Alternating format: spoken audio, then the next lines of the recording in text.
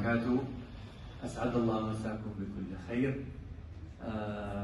Bonsoir mesdames et messieurs, good evening ladies and gentlemen.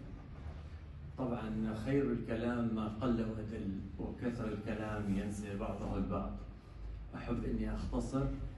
أولا أنا كمواطن سعودي فتربينا إنه أي مواطن سعودي خارج المملكة العربية السعودية فهو سفير لدى المملكة العربية السعودية. تحيات خاصة من مولاي خادم الحرمين الملك سلمان بن عبد العزيز، وتحيات خاصة من سمو ولي عهده الأمير محمد بن سلمان بن عبد العزيز. وأرفع أسمى آيات التحيات والاحترام والإجلال والإكبار لأمير المؤمنين جلالة الملك محمد السادس حفظه الله، وسمو ولي عهده الأمين مولاي الأمير حسن.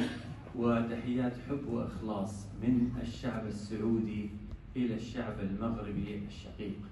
أنتم شعب غني بالثقافة، محب،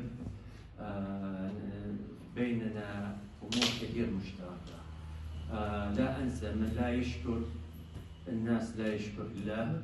أقدم شكري الأول لأخي الأستاذ المخرج محمد المشتري حفظه الله، يعمل بتفاني لإنجاح ليس هذا المهرجان ولكن السابق والقادم بإذن الله.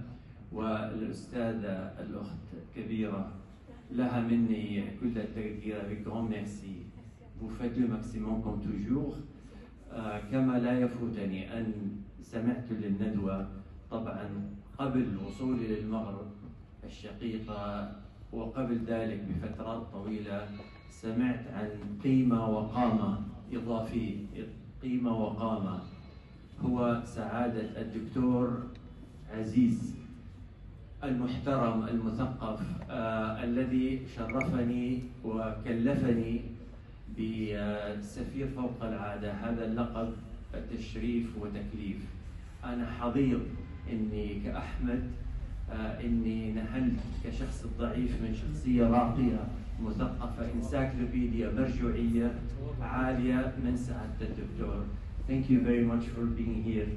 العلاقة طبعا بين المملكة العربية السعودية والهند such a good relation we do have in both countries. I wish all the best for Indian and more success. في البارح كان هذه great pleasure honor to be في الفستيفال. في نفس الوقت تشرفت بالإنديان ambassador، فكان هو شخص respectful personality و you do the same thing.